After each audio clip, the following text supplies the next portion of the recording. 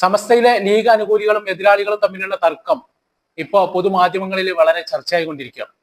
ഈ സാഹചര്യത്തിലാണ് അവർ തമ്മിലുള്ള ഒരു അനുരഞ്ജന ചർച്ചയ്ക്ക് വേണ്ടി നേതൃത്വം ശ്രമം നടത്തുന്നത്.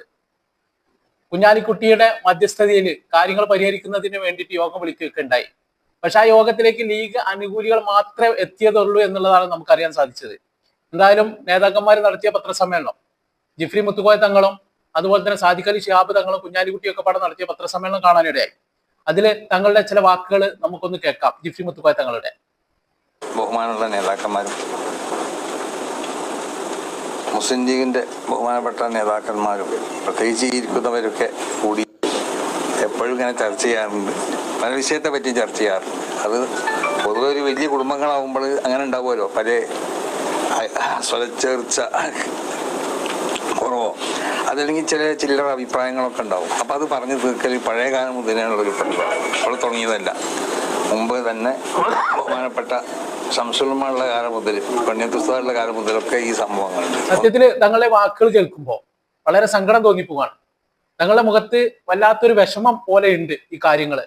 നമുക്കൊക്കെ ഏവർക്കും അറിയുന്ന ഒരു കാര്യമാണ്. ഇപ്പോൾ മുസ്ലിം വിഭാഗത്തിൽ ഇത്തരം തർക്കങ്ങളിലേക്ക് വരുമ്പോൾ ശരിക്കും നമുക്കൊക്കെ മനസ്സ് വേദനിക്കുന്ന ഒരു കാഴ്ചയാണ് നമ്മൾ കണ്ടുകൊണ്ടിരിക്കുന്നത്. പ്രത്യേകിച്ച് സുന്നികള്. ഒരു പിളർപ്പ് തന്നെ 89 കാലഘട്ടങ്ങളിൽ കഴിഞ്ഞിട്ടുണ്ട്. ഇനിയും അത്തരത്തിലുള്ള പിളർപ്പുകൾ ഇല്ലാതിരിക്കട്ടെ, അതിനു വേണ്ടിയിട്ടാണ് നമ്മളൊക്കെ പ്രാർത്ഥിക്കുന്നത് പലപ്പോഴും. പക്ഷെ സമസ്തയുടെ യഥാർത്ഥ ലക്ഷ്യങ്ങളിൽ നിന്നും അതിന്റെ ആദർശത്തിൽ നിന്നും പല ആളുകളും ഒഴിമഞ്ഞു മാറി നിൽക്കുമ്പോൾ യഥാർത്ഥ സുന്നത്ത് ജമാഅത്ത് സംരക്ഷിക്കുന്നതിന് വേണ്ടിയിട്ട് ഒരു വിഭാഗം ശ്രമം നടത്തുമ്പോഴാണ് ഇത്തരം തർക്കങ്ങൾ വീണ്ടും എത്തുന്നത് എന്നുള്ളതാണ് നമ്മളൊക്കെ മനസ്സിലാക്കുന്നത്. 89-ലും ഒരു ഭിന്നിപ്പ് ഉണ്ടായതും അത് തന്നെയായിരുന്നു. സമസ്തയുടെ യഥാർത്ഥ ലക്ഷ്യങ്ങള് മുറുകെ പിടിക്കാൻ വേണ്ടിയിട്ട് അതിന് വേണ്ടിയിട്ട് പരിശ്രമം നടത്തിയപ്പോഴായിരുന്നു അന്നും ഒരു ഭിന്നിപ്പുണ്ടായത്.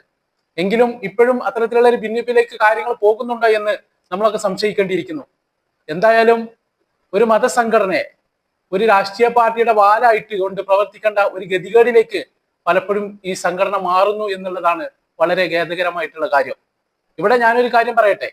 ഇന്ന് രാവിലെ മലയാളത്തിലെ പ്രധാനപ്പെട്ട ഒരു മാധ്യമ പ്രവർത്തകൻ ഡോക്ടർ അരുൺ കുമാർ, അദ്ദേഹം ഈ സമസ്ത എന്ന പണ്ഡിത സഭയെക്കുറിച്ച് അദ്ദേഹം പറയുന്ന ഒരു വാക്കുണ്ട്. അതൊന്ന് ഞാൻ നിങ്ങളെ കേൾപ്പിക്കാം. അവർ എന്നൊക്കെ പറയുന്ന ഒരു വലിയ പണ്ഡിത സഭയെ നമ്മൾ ഏതെങ്കിലും പാർട്ടികളുമായിട്ട് ബന്ധിപ്പിച്ച് പറയുന്നത് തന്നെ ശരിയല്ല എന്നതാണ് നമ്മളുടെ ഒരു പൊതുവായിട്ടുള്ള നിലപാട്. അത് ചില നേതാക്കൾ ലീഗിനോട് ആഭിമുഖ്യം പ്രകടിപ്പിക്കുന്നവരാണ്. പക്ഷെ അവരിലെ ചില ആളുകൾ ലീഗ് വിരുദ്ധ പക്ഷത്ത് നിൽക്കുന്നവരാണ്. അവർ ഇടതുപക്ഷത്തോട് പോകാൻ താല്പര്യം പ്രകടിപ്പിച്ചിരുന്നവരാണെന്നൊക്കെയാണ് നേരത്തെ നമ്മൾ കേട്ടത്. അവരുടെ ഒരു മുൻകൈ എടുത്താണ് പലപ്പോഴും പല ചർച്ചകളും ഒക്കെ നടന്നിരിക്കുന്നതായിട്ട് നമ്മൾ കേട്ടിരുന്നത്. എന്തായാലും മുഷാവറ അംഗം അത്ര ഉന്നതരായിട്ടുള്ള പ്രായം ചെന്ന വളരെ സീനിയർ ആയിട്ടുള്ള പണ്ഡിത സഭയാണ്. അപ്പോൾ അവരെ നമ്മൾ ഏതെങ്കിലും ഒരു പാർട്ടിയെ കൊണ്ട് കെട്ടുന്നത് ശരിയല്ല എന്നതാണ് നമ്മുടെ ഒരു പൊതുവായിട്ടുള്ള നിലപാട്. അദ്ദേഹം പറയുന്നത് സമസ്ത എന്ന പണ്ഡിത സഭ വളരെ നല്ല മഹത്തായ ഒരു പ്രസ്ഥാനമാണ്. ഈ പ്രസ്ഥാനത്തെ രാഷ്ട്രീയ പാർട്ടിയുമായി ബന്ധിപ്പിച്ച് പറയുന്നത് പോലും ശരിയല്ല എന്നുള്ളതാണ് അദ്ദേഹം പറയുന്നത്. നോക്കൂ നിങ്ങൾ, നമ്മളൊക്കെ പലപ്പോഴും അത് തന്നെയാണ് പറയാറുള്ളത്. സമസ്ത എന്നത് മഹത്തായ ഒരു സംഘടനയാണ്. അതിനെ ഒരു രാഷ്ട്രീയ പാർട്ടിയുടെ ആലയിൽ കെട്ടേണ്ടതല്ല. പക്ഷെ ഇപ്പൊ സംഭവിക്കുന്നത് തിരിച്ചാണ്. ഇനി ഞാൻ ഒരു കാര്യം കൂടി പറയട്ടെ. പലപ്പോഴും ഈ സമസ്ത എന്ന മഹാപ്രസ്ഥാനത്തെ പല ആളുകളും കാണുന്നത് വോട്ട് ബാങ്ക് ആയിക്കൊണ്ടാണ്. ഇപ്പോഴും അവരെ കൂടെ നിർത്താൻ വേണ്ടി ശ്രമം നടത്തുന്നതും അവരെ വോട്ട് ബാങ്കാണ് എന്നുള്ളതിന്റെ ഒരു കാരണം കണ്ടുകൊണ്ട് മാത്രം തന്നെയാണ്. അതിനു വേണ്ടിയിട്ടാണ് കുഞ്ഞാലിക്കുട്ടി സാഹിബൊക്കെ പോയി ശ്രമം നടത്തിയിട്ടുള്ളത് എന്നാണ് എനിക്ക് തോന്നുന്നത്. എനിക്ക് നല്ല നമുക്കൊക്കെ മനസ്സിലാകുന്നതും അത് തന്നെയാണ്. അല്ലെങ്കിൽ അദ്ദേഹത്തിന് ഇതിൽ ഇടപെടേണ്ട കാര്യങ്ങളില്ലല്ലോ. കുഞ്ഞാലിക്കുട്ടി സാഹിബ് ഈ സമസ്തയുടെ ആശയങ്ങളോട് എത്രമാത്രം അനുകമ്പുള്ള ആളാണെന്ന് എനിക്കറിയില്ല. അദ്ദേഹത്തിന് സുന്നി ആശയത്തിൽ അത്ര വിശ്വാസമുണ്ടെന്നും എനിക്കറിയില്ല. ഇന്നലെ അദ്ദേഹത്തിന്റെ ഒരു പ്രസംഗം ഞാൻ കേൾക്കാനിടയായി. കോഴിക്കോട് നടന്ന മുജാഹിദ് വിഭാഗത്തിന്റെ ഒരു പത്രമുണ്ട്, ഷബാബ് എന്ന് പറയുന്ന ഒരു വാരിക. ആ വാരികയുടെ 50ാം വാർഷികവുമായിട്ട് ബന്ധപ്പെട്ട ഒരു പരിപാടിയിൽ പങ്കെടുത്തുകൊണ്ട് അദ്ദേഹം പ്രസംഗിക്കുന്ന ഭാഗം നിങ്ങളെ ഞാൻ കേൾപ്പിക്കാം. വലിയ ന്യൂനപക്ഷം എന്നുള്ള നിലക്ക് മുസ്ലിം സമുദായത്തെയും അവർ ജീവിക്കുന്ന ഇന്ത്യ രാജ്യത്തെ സമൂഹത്തെയും ഒക്കെ രമ്യപ്പെടുത്തി സൗഹൃദം നിലനിർത്തി അതിനിടയിൽ ശരിയായ ഇസ്ലാമിക പ്രചരണം നടത്തി മതപ്രബോധനം നടത്തി പ്രവർത്തിക്കുക എന്നുള്ള ആ ഒരു മിഷൻ, അതുപോലെ തന്നെ ആ ഒരു മിഷൻ നിർവഹിക്കുമ്പോൾ ഓരോ കാലത്തും വരുന്ന വെല്ലുവിളികളെ സഭ എങ്ങനെ നേരിട്ടു, പ്രസ്ഥാനം എങ്ങനെ നേരിട്ടു എന്നുള്ളതാണ് ഗോൾഡൻ ജൂബിലി വർഷത്തിൽ ഇവിടെ പ്രതിപാദിക്കപ്പെടുന്ന വിഷയം. ഇത് കുഞ്ഞാലിക്കുട്ടി സാഹിബ് ഇന്നലെ പ്രസംഗിച്ചതാണ്, അധിക ദിവസമൊന്നും ആയിട്ടില്ല, ഇന്നലെ.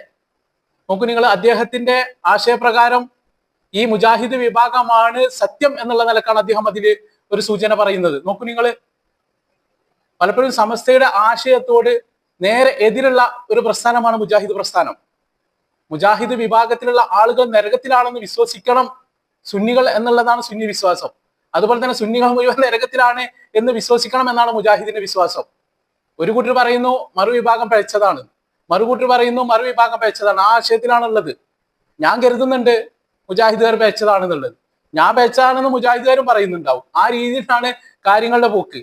അതുകൊണ്ട് ഒരിക്കലും പൊരുത്തപ്പെടാൻ വയ്യാത്ത ഒരു വിഭാഗമാണ് മുജാഹിദും സുന്നികളും. ഇവിടെ മുസ്ലിങ്ങൾ മാത്രമുള്ള സുന്ദരമായിട്ടുള്ള ഒരു കേരളമായിരുന്നു കേരളത്തിന്റെ ആദ്യകാലത്ത്. ഇസ്ലാം എത്തിയിരിക്കുന്നത് നബി സല്ലല്ലാഹു അലൈഹി വസല്ലമയുടെ കാലത്ത് തന്നെ കേരളത്തിൽ എത്തിയിട്ടുണ്ട് എന്നുള്ളതാണ്. അതുപോലെ മുതൽ സുന്ദരമായിട്ട് പോകുന്ന ഒരു കാലമായിരുന്നു മുസ്ലിങ്ങൾ ഒറ്റക്കെട്ടായിട്ട്. അതിലടക്കാണ് നമ്മുടെ നാട്ടിൽ ബ്രിട്ടീഷുകാരെത്തുന്നത്. ആ ബ്രിട്ടീഷുകാർ നമ്മളെ നാടിനെ ഭിന്നിപ്പിക്കാൻ വേണ്ടി പല ശ്രമം നടത്തി. അതുപോലെ തന്നെ ദീനിനെ ഭിന്നിപ്പിക്കാൻ വേണ്ടി അവർ ശ്രമം നടത്തി. അതിന്റെ ഭാഗമായിട്ട് അവരുടെ ഒരു പ്രൊഡക്റ്റ് ആയിരുന്നു വഹാബിസം. അവർ കൊണ്ടുവന്നായിരുന്നു വഹാബിസത്തെ. ആ വഹാബിസം മുസ്ലിങ്ങൾക്കിടയിൽ ഇങ്ങനെ പരക്കാൻ തുടങ്ങിയ സമയത്താണ് പണ്ഡിതന്മാർ യോഗം ചേർന്നുകൊണ്ട് സമസ്തയ്ക്ക് രൂപം കൊടുക്കുന്നത്. അങ്ങനെയാണ് സമസ്ത ഒരു പണ്ഡിത സംഘടനയായിട്ട് വരുന്നത്. അങ്ങനെ സമസ്ത അതിന്റെ ലക്ഷ്യത്തിൽ അടിയുറച്ച് മുന്നോട്ട് പോകുമ്പോൾ ഇവിടെ വേണ്ട രീതിയിൽ മുജാഹിദുകൾക്ക് വഹാബികൾക്ക് പ്രവർത്തിക്കാൻ കഴിയാത്ത രീതിയായി. പിന്നീട് അതിനുശേഷമാണ് മുസ്ലിം രാഷ്ട്രീയ പാർട്ടി വരുന്നത്. അതിൽ വഹാബികൾ കയറി കൂടി. അതുപോലെ തന്നെ അതിൽ സമസ്തയിലെ അംഗങ്ങളും ഉണ്ടായിരുന്നു. പിന്നീട് സമസ്തയുടെ ശബ്ദങ്ങൾ പറയാൻ കഴിയാത്ത അവസ്ഥയിലേക്ക് കാര്യങ്ങൾ മുന്നോട്ട് പോവുകയാണ് ഉണ്ടായത്. ഇപ്പോൾ നടക്കുന്ന രീതിയിലുള്ള പല സാഹചര്യങ്ങളും ഉണ്ടായപ്പോഴാണ് 1989 കാന്തപുരം AP അബൂബക്കർ ഉസ്താദിന്റെ നേതൃത്വത്തില് ഒരു വിഭാഗം സമസ്ത വീണ്ടും പുനഃസംഘടിപ്പിച്ചത്. നോക്കണം നിങ്ങൾ, അങ്ങനെ അവർ അന്തസ്സോടുകൂടി അന്നങ്ങ് മാറി നിന്നതുകൊണ്ട് ഇന്ന് നമുക്കൊക്കെ തല ഉയർത്തി നടക്കാൻ പറ്റി. അൽഹംദുലില്ലാ, വളരെ സന്തോഷം തന്നെയാണ്. ഇന്ന് നമ്മൾക്കത് അഭിമാനത്തോടു കൂടി ഓർക്കുകയാണ്. കാന്തപുരം ഉസ്താദാണ് ശരിയെന്ന് എല്ലാവരും ഇന്ന് ശരിവെക്കാണ്. അന്ന് അവരെ അരിവാൾ സുന്നി എന്ന് മുദ്ര കുത്തിയവരുണ്ട്, അതുപോലെ സഖാക്കൾ എന്ന് മുദ്ര കുത്തിയവരുണ്ട്, അതുപോലെ തന്നെ പല രീതിയിലും മതവിരോധികളാണെന്നൊക്കെ പറഞ്ഞ ആളുകളുണ്ട്. ഇന്ന് അതേ കാര്യം ഇന്ന് അവരെയും തിരിച്ചടിച്ചുകൊണ്ടിരിക്കുകയാണ്. അതിനുവേണ്ടി നേതൃത്വം നൽകിയ ആളാണ് അബ്ദുൽ ഹമീദ് ഫൈസി അമ്പലക്കടവ്. ഇന്ന് ഇതേ അബ്ദുൽ ഹമീദ് ഫൈസി അമ്പലക്കടവിനെ സഖാവായിക്കൊണ്ടും അതുപോലെ തന്നെ ആ രീതിയിലൊക്കെ ചിത്രീകരിക്കുന്ന പല രീതിയിലുള്ള പോസ്റ്റുകളൊക്കെ നമ്മൾ ഇന്ന് കണ്ടുകൊണ്ടിരിക്കുകയാണ്. അതുപോലെ തന്നെ ഒരു വിഭാഗം വിളിച്ചത് എന്താണ്? മേനോൻ സമസ്ത എന്ന് വിളിച്ച്. അത്തരം ആളുകൾ ഇന്ന് കേൾക്കുന്നത് നളന്ദ സമസ്ത എന്നുള്ളതാണ്. എന്തൊക്കെ രീതിയിൽ AP ഉസ്താദിനെ വിഭാഗത്തെയൊക്കെ തരം താത്താൻ ശ്രമിച്ചിട്ടുണ്ടോ അതേ രീതിയിൽ അവർക്കും ഇപ്പോൾ തിരിച്ചടി കിട്ടിക്കൊണ്ടിരിക്കുന്ന കാഴ്ചകൾ ഇന്ന് നമ്മൾ കാണുകയാണ്. ഇത് തന്നെയാണ് ഈ സമസ്ത എന്ന് പറയുന്നത് ഔലിയാക്കളുടെ സംഘടനയാണെന്നുള്ളത് നമ്മൾ മനസ്സിലാക്കിക്കൊണ്ടിരിക്കുന്നത്. ഇപ്പൊ യഥാർത്ഥത്തിൽ ഔലിയാക്കൾ നേതൃത്വം കൊടുത്ത സംഘടനയും ഒക്കെ എവിടെയാണ് നിൽക്കുന്നത് എന്നുള്ളത് നമുക്കൊക്കെ വളരെ വ്യക്തവുമാണ്. ഇന്ന് തങ്ങളുടെ വാക്കുകൾ കേൾക്കുമ്പോൾ നമുക്ക് വളരെ സങ്കടം വന്നു പോവുകയാണ്. അത്രയും വേദനയുണ്ട് അവർക്ക്. പക്ഷെ കാര്യങ്ങൾ ഇപ്പോഴും അവര് ഒരു രാഷ്ട്രീയ പാർട്ടിയുടെ ആലയിൽ കഴിയാൻ വിധിക്കപ്പെട്ടവരാണെന്ന് തോന്നിപ്പോവാണ്. ഇന്ന് കാന്തപുരം ഉസ്താദിന്റെ കാര്യം നോക്കുമ്പോൾ നമുക്ക് ഒരുപാട് കാര്യങ്ങൾ അഭിമാനത്തോടു കൂടി പറയാൻ സാധിക്കും. ഉസ്താദ് എവിടെ എത്തിയെന്ന്, ഉസ്താദിന് എത്ര സ്ഥാപനങ്ങളായി, ഒരു രാഷ്ട്രീയ പാർട്ടിയുടെ വാലില്ലാതെ പ്രവർത്തിച്ചു, അന്തസ്സോടെ നിന്നു. അപ്പൊ ഉസ്താദ് എത്തേണ്ടങ്ങളിൽ എത്തി. പക്ഷേ മറുവിഭാഗത്തിന്റെ അവസ്ഥ നോക്കി നിങ്ങൾ, അവരുടെ ഒരു അവസ്ഥ നോക്കി നിങ്ങൾ. മാധ്യമങ്ങൾ ഫുള്ള് ഇന്ന് ചർച്ചയാണ് അവരെ കുറിച്ച്. ലാസ്റ്റ് പത്രസമ്മേളനം വിളിക്കുമ്പോൾ തങ്ങൾ എന്താണ് തങ്ങൾ ആദ്യം പറഞ്ഞത് എന്ന് പോലും രണ്ടാമത്തെ വരികളിൽ തങ്ങൾക്ക് കിട്ടാത്തൊരവസ്ഥയിലേക്ക് കാര്യങ്ങൾ നീങ്ങിപ്പോവാണ്. ഒരിക്കലും ദീൻ പറഞ്ഞതിന്റെ പേരിൽ ഇത്രയൊന്നും സങ്കടപ്പെടേണ്ടി വരില്ല ആരും. പക്ഷേ ഇപ്പോ ആ ദീനിനെ മറ്റാർക്കോ വേണ്ടിയിട്ട് എന്തൊക്കെയോ ചെയ്യാനുള്ള ശ്രമം നടത്തുമ്പോൾ അതില് നമുക്കൊക്കെ വേദനയുണ്ട്. അതിൽ നിന്ന് മാറി നിൽക്കാനെങ്കിലും നിങ്ങളൊക്കെ ശ്രമിക്കണേ എന്ന് മാത്രമാണ് ഈ പ്രിയപ്പെട്ടവന് നിങ്ങളോട് ഓർമ്മപ്പെടുത്താനുള്ളത്.